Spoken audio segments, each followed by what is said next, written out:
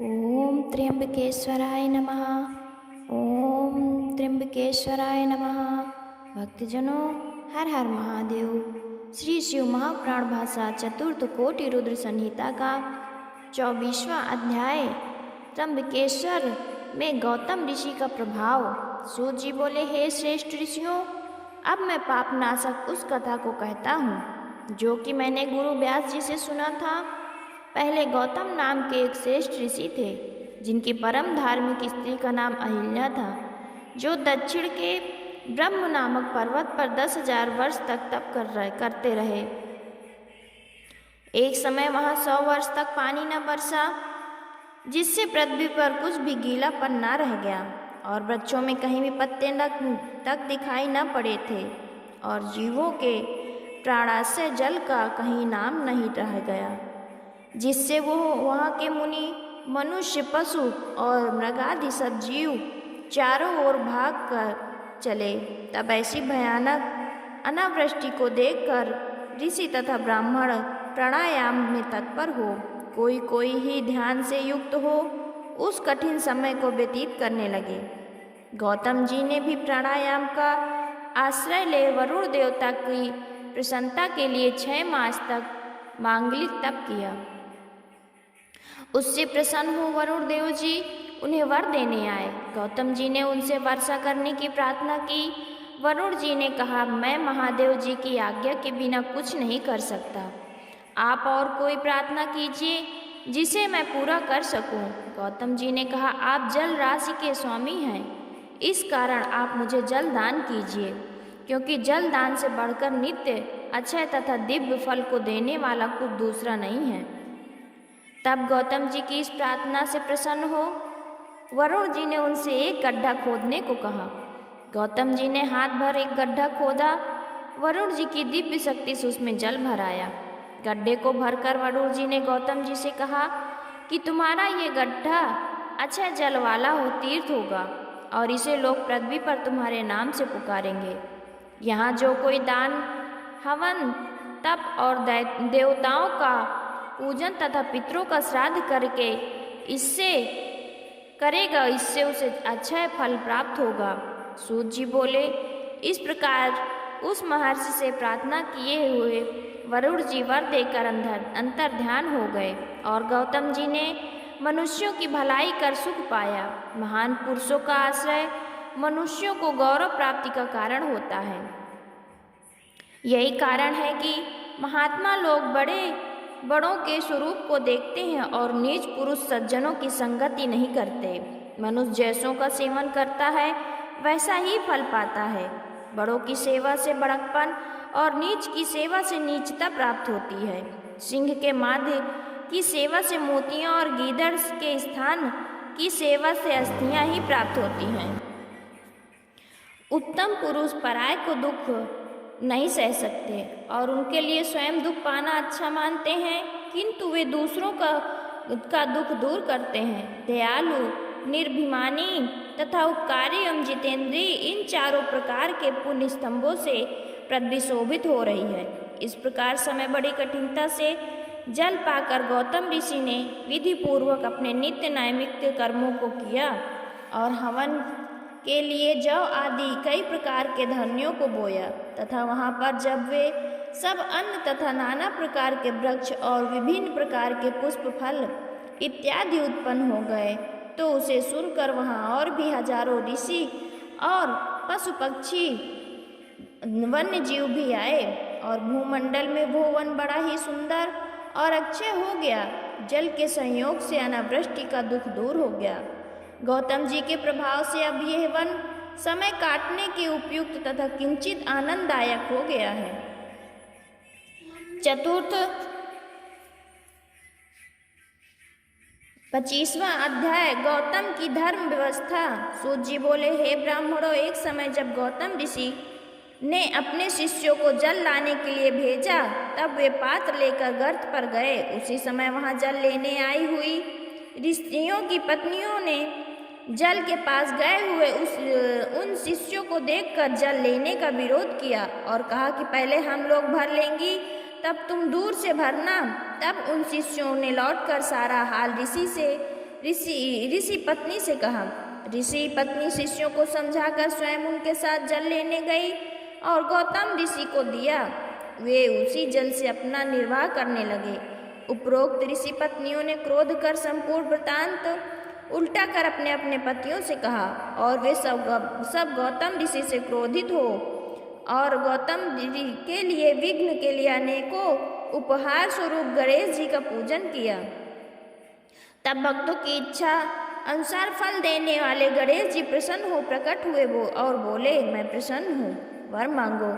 गणेश जी के ऐसे वचन सुनकर ऋषि बोले, यदि आप प्रसन्न हैं तो ऋषियों द्वारा धिक्कार दिलाकर गौतम को इस स्थान से बाहर निकाल दें और मेरे इस वर को आप पूर्ण करें। ऋषियों की इस प्रार्थना को सुनकर गणेश जी हंसकर बोले, हे ऋषि, हे संपूर्ण ऋषियों, इस समय तुम सब अच्छा नहीं करते हो। उनके अपराध को बिना जाने उन्हें उनसे क्रोध करना हानि है। जिसने पूर्व काल में बड़ी भलाई की, उनको दुख देना ठीक नहीं। यदि तुम लोग उन्हें दुख दोगे तो तुम लोगों का नाश हो जाएगा। गणेश जी के ऐसे वचन सुनकर मुनिजन अज्ञान बुद्धि को प्राप्त हुए और फिर बोले, हे स्वामी, आप मेरे इस वचन को पूर्ण करें, हमारा दूसरा कुछ नहीं चाहते। गणेश जी बोले, दुर्जन पुरुष सज्जनता को और सज्जन पुरुष दुष्टता को कभी भी नहीं प्राप्त होते। सर्वप्रथम जो तुम्हें भोजन का कष्ट हुआ तो गौतम जी ने तुम्हें भोजन दिया और अब तुम लोग उन्हें ही दुख देते हो। ये तुम्हारे लिए अच्छा ना होगा और कोई दूसरा वर मांगो। इतना कहने पर भी ऋषियों ने गणेश जी के वचन को ना माना और भक्ति की अधीनता के वशीभूत हो शंकर जी के पुत्र गणेश जी उन दुष्टात्मा मुनियों से बोले, तुम सब जो प्रार्थना करते हो वही होगा, परंतु पीछे जो होनहार है वो भी होगा। ऐसा कहे वो अंतर्धान हो गए। गौतम जी मुनियों के इस कपट भेद को नहीं जानते थे। हे मुनीश्वरों, इसके पश्चात गौतम केदार तीर्थ पर जो ब्रीह उपजे हुए थे वहाँ पर गणेश जी दुर्बल गौ का रूप धारण कर गए और उपरोक्त वर के प्रभाव से कांपती हुई गौ ब्रीह का भक्षण करने लगी। इसी समय गौतम जी वहाँ आ गए और एक तण के स्तंभ से दयालु मुनि ने उस गाय को निवारण किया, जिससे वो गाय पृथ्वी पर गिरकर ऋषियों के देखते देखते मर गई। तब उसे मरा देख उस गुप्त रूप वाले ऋषियों ने, उनकी पत्नियों ने आपस में कहा कि गौतम ने ये क्या किया। गौतम अहिल्या को बुला आश्चर्य और दुखित चित्त हो बोले, हे देवी, ये क्या हुआ? शिव जी कुपित क्यों हो गए? आप अब क्या करें, कहाँ जाएं? ये तो गौ हत्या लग गई। उधर से ऋषिगण गौतम को ललकारने और अहिल्या को खरे खोटे वचन सुनाने लगे और ये कहने लगे कि तुम्हारा मुख देखना पाप है, तुम यहाँ से चले जाओ, क्योंकि जब तक तुम आश्रम में रहोगे तब तक देवता तथा पितर हमारे दिए हुए बलि और तर्पण आदि कुछ भी ग्रहण नहीं करेंगे। हे गौ के हत्यारे गौतम, तुम पापी हो, अतः परिवार सहित तुम शीघ्र ही यहाँ से दूर चले जाओ। ऐसा कहे वे सब गौतम को पत्थरों से मारने लगे, अहिल्या को कठोर वचनों से दुखित करने लगे। तब उन सब से बड़ा ताड़ित गौतम वहाँ से निकलकर एक कोस की दूरी पर जाकर स्थान बनाकर रहने लगे। अर्धमास बाद उन्होंने उन ऋषियों से अपने पाप की प्रायश्चित का उपाय पूछ पाप को दूर करना चाहा। ऋषियों ने कहा, तुम अपने पाप का प्रकाश कर 3 बार संपूर्ण पृथ्वी का परिक्रमा कर फिर यहाँ आकर 1 मास तक व्रत करो। फिर तुम ब्रह्मा के इस पर्वत की 1000 बार परिक्रमा करो, तब तुम्हारी शुद्धि होगी। अथवा तुम अपने तप से गंगा जी को लाकर स्नान करो और कोटि संख्या में पार्थिव लिंग को बनाकर शिव जी की पूजा करो। गौतम जी ने ऋषियों की ये व्यवस्था स्वीकार की। पर्वत की परिक्रमा कर पार्थिव लिंग का निर्माण करके पूजन किया। फिर पतिव्रता अहिल्या ने भी वैसे ही सब पूजा की। फिर सब शिष्य प्रशिष्य उनकी पूजा करने लगे। चतुर्थ कोटि रुद्र संहिता का 25वां अध्याय समाप्त। 26वां अध्याय। त्रंबकेश्वर महात्मा सूत जी बोले, हे ब्राह्मणों, तब सपत्नी गौतम जी की इस प्रकृति को देखकर शिव जी प्रसन्न हो अपने गणों सहित वहां प्रकट हो गए और उन्होंने कहा, वर मांगो। तब महात्मा शंभु के उस सुंदर स्वरूप को देखकर उन्हें भक्तिपूर्वक प्रणाम कर ऋषि ने उनकी स्तुति की तथा हाथ जोड़कर अपने अपराध के लिए क्षमा मांगी। तब गौतम के उस वचनों को सुन प्रसन्नता से आतुर शिव जी उन्हें धन्यवाद दिया और कहा कि इस कुछ दुष्टात्मा ऋषियों ने तुम्हारे लिए छल किया है। तुम्हारे दर्शन से तो लोग निष्पाप होते हैं, फिर मेरी भक्ति में तत्पर तुम पापी कैसे हो सकते हो? तुम्हारे साथ कपट करने वाले वे ऋषि ही पापी, दुराचारी और हत्यारे हैं। उनके पाप तो इतने हैं कि जिनका कोई प्रायश्चित नहीं हो सकता। गौतम जी ने कहा, नहीं, उन ऋषियों ने बड़ा उपकार किया है। यदि वे ऐसा ना करते तो आपका दर्शन कैसे होता? वे ऋषि तो धन्य हैं जिन्होंने कि मेरा अत्यंत कल्याण किया है। तब गौतम जी के ऐसे वचनों को सुनकर शिव जी को प्रसन्नता हुई। उन्होंने उनसे कहा, हे प्रिय विप्रों में श्रेष्ठ ऋषि, तुम धन्य हो, इसलिए मैं प्रसन्न हूँ, वर मांगो। गौतम जी ने कहा कि संसार में साप प्रसिद्ध हो गया है जो दूर नहीं हो सकता।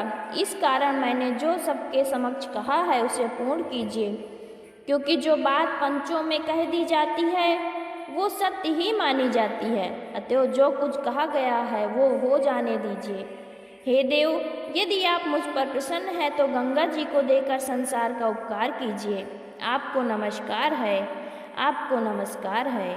ऐसा कहकर गौतम जी ने शिव जी के चरण कमलों को पकड़कर प्रणाम किया। शिव जी ने गंगा का बचा हुआ वो तत्व रूप जल जो उनके विवाह के समय ब्रह्मा जी ने उन्हें दिया था और जिसे बचाकर उन भक्तवत्सल ने अपने पास रखा था, मुनि को प्रदान किया। फिर तो गंगा जी एक परम सुंदर स्त्री के रूप में वहाँ प्रकट हो गईं। उन्हें प्रणाम कर गौतम जी ने उनकी बड़ी स्तुति की तथा ये कहा कि गंगे, आप धन्य हैं, कृतकृत्य हैं। आपने सब लोगों को पवित्र किया है, अतएव मुझ नरक में गिरे हुए को भी पवित्र कीजिए। इस समय शिव जी ने भी गंगा जी से कहा कि हे गंगे, तुम मेरी आज्ञा से इन गौतम को पवित्र करो। तब गौतम और शिव जी के वचन को सुनकर गंगा ने कहा, मैं सपरिवार गौतम को पवित्र तो करूंगी, परंतु इसके बाद फिर स्वर्ग को चली जाऊंगी, इसमें कुछ संदेह नहीं। यदि आपको ये स्वीकार हो तो कहिए। शिव जी ने कहा, नहीं, जब तक कलयुग रहे और 28वां वैश्वत मनु हो तब तक तुम यहाँ रहो। गंगा ने कहा, अच्छा, यदि मेरा इतना महात्म होगा तो मैं यहाँ रह भी सकती हूँ, परंतु मेरी भी एक बात मानिए। आप भी पार्वती सहित तब तक मेरे साथ पृथ्वी पर निवास करें। तब संसार के उपकारार्थ शिव जी ने यह स्वीकार किया। गंगा जी ने प्रसन्न हो उनकी पूजा की। सभी प्राचीन तीर्थ और उनके अनेक क्षेत्र भी शरीर धारण कर वहाँ आए। ऋषियों सहित सबने गौतम जी के साथ मिलकर गंगा सहित शिव जी की पूजा की। तब उन सब से पूजित हो शिव जी सहित गंगा ने ऋषियों से कहा, अच्छा, हम तो ये काम करेंगे, परंतु इसका क्या प्रमाण होगा कि आप सब में हमारा एक ऐसा विशेष मान होता है, और संसार के लोग ये कैसे जानेंगे कि हम इतनी महान हैं? यदि आप लोग हमें इसका कोई प्रमाण दें तो मैं यहाँ पृथ्वी पर निवास करूँ। तब देवताओं और ऋषियों ने गंगा जी को विश्वास दिलाते हुए कहा कि वो जब बृहस्पति सिंह राशि में स्थित होंगे तब अवश्य हम सब यहाँ आवेंगे, और इस प्रकार जब 11 वर्ष तक निरंतर तुम में संसार का पाप धुलते धुलते हम मलिन हो जाएंगे, तब हे प्रिय गंगे, हे महादेवी, उस पाप के सब प्रकार विनाशार्थ हम आकर आपके समीप निवास करेंगे, इसमें संदेह नहीं। इस कारण संसार के उपकारार्थ और हमारी भलाई के लिए आप और शिव जी यहाँ निवास कीजिए, और जब तक बृहस्पति सिंह राशि में स्थित रहेंगे तब तक हम यहाँ निवास करेंगे, और नित्य तीनों काल तुम में स्नान कर शिव जी का दर्शन करते रहेंगे। इससे हमारे पाप छूट जाएंगे। ये सुनकर शिव जी तथा गंगा जी वहाँ स्थित हुई, और गंगा जी गौतमी नाम से प्रसिद्ध हुई तथा वो लिंग त्र्यंबक नाम से विख्यात हुआ। जो इसकी सेवा करता है वो सब पापों से छूट जाता है। हे मुनीश्वरों, जो आप लोगों ने पूछा था वो मैंने कहा, अब और क्या सुनना चाहते हो कहिए। इसमें संदेह नहीं कि वो सब मैं आप लोगों को सुनाऊंगा। कोटि रुद्र संहिता का 26वां अध्याय समाप्त। भक्तजनों, हर हर महादेव, हर हर महादेव।